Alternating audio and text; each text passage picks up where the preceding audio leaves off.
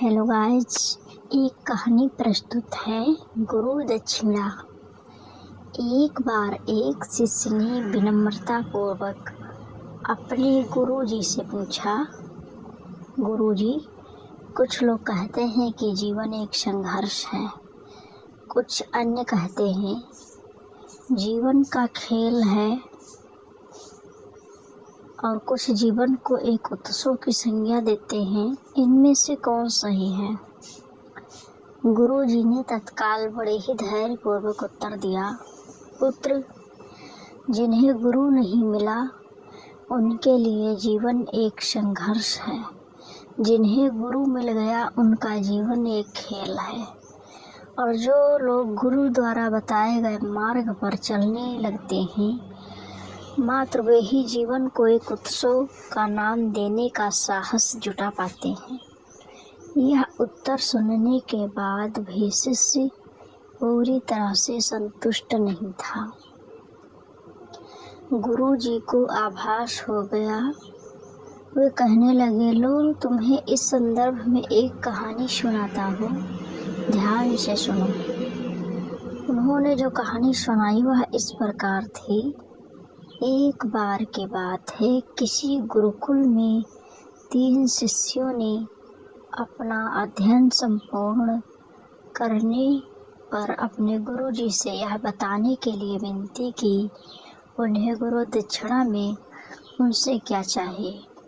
गुरु जी तो पहले मंद मंद मुस्कुराए और फिर बड़े स्नेहपूर्वक कहने लगे, मुझे तुमसे गुरु दक्षिणा में एक थैला भर के सूखी पत्तियां चाहिए, ला सकूंगी?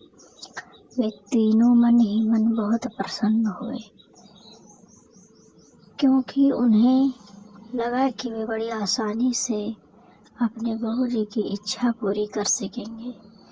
सूखी पत्तियां तो जंगल में सर्वत्र बिखरी ही रहती हैं।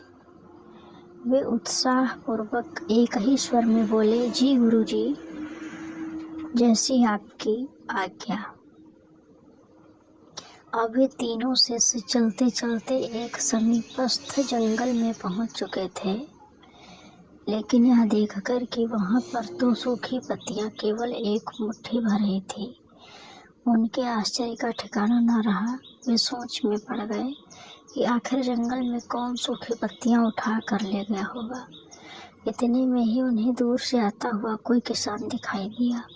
वे उसके पास पहुंचकर उससे विनम्र पूर्वक याचना करने लगे कि वे उन्हें केवल एक थैला भर सूखी पत्ती दे दे। अब वे उस किसान ने उनसे क्षमा याचना करते हुए उन्हें यह बताया कि उनकी मदद नहीं कर सकता, क्योंकि उससे सूखी पत्तियों का ईंधन के रूप में पहले ही उपयोग कर लिया था। अब वे तीनों पास में ही एक गांव की ओर इस आशा से बढ़ने लगे कि हो सकता है वहां उस गांव में उनकी कोई सहायता कर सके। वहां पहुंचकर उन्होंने जब एक व्यापारी को देखा तो बड़ी उम्मीद से उससे एक थैला भर सूखी पत्ती देने के लिए प्रार्थना करने लगे, लेकिन उन्हें फिर से एकदम निराशा ही हाथ आई, क्योंकि उस व्यापारी ने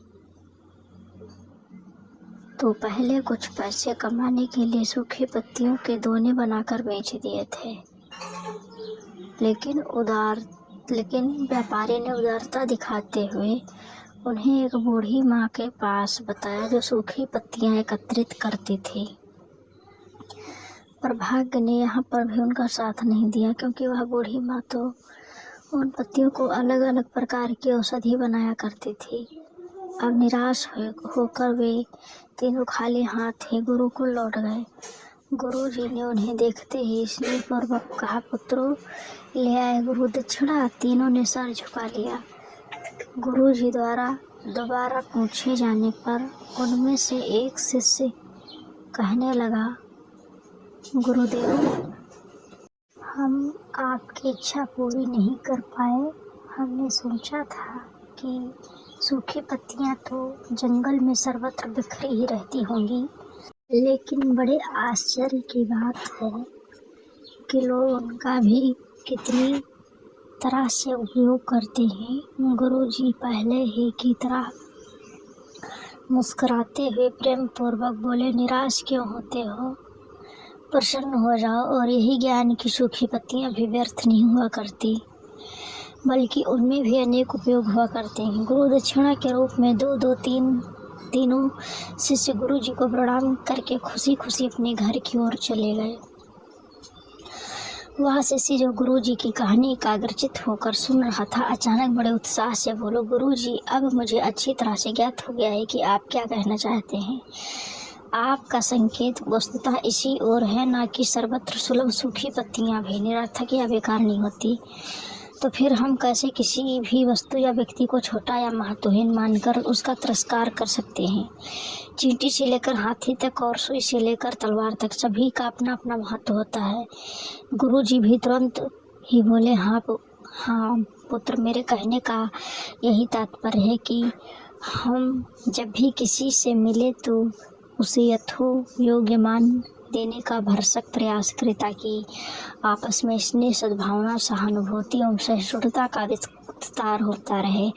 हमारे जीवन संघर्ष के बजाय उत्सव बन सके। दूसरे यदि जीवन को एक खेल ही माना जाए तो बेहतर यही होगा कि निर्विक्षेप, स्वस्थ एवं शांति प्रतियोगिता में ही भाग लें और अपने निष्पादन तथा निर्माण को ऊंचाई से शिखर पर ले जाने का अथक प्रयास करें। अब शिष्य पूरी तरीके से संतुष्ट था। अंततः मैं यही कहना चाहती हूँ कि यदि हम मन, वचन और कर्म इन तीनों ही स्तरों पर एक कहानी का मूल्यांकन करें तो यह कहानी खरी ही उतरेगी। सबके प्रति पूर्वाग्रह से मुक्त मन वाला व्यक्ति अपने वचनों से कभी भी किसी को आहत करने का दुस्साहस नहीं करता, और यदि उनकी ऊर्जा उसके पुरुषार्थ के मार्ग की समस्त बाधाओं को हर लेती है, वस्तुतः हमारे जीवन का सबसे बड़ा उत्सव पुरुषार्थ ही होता है, ऐसे विद्वानों का मत है।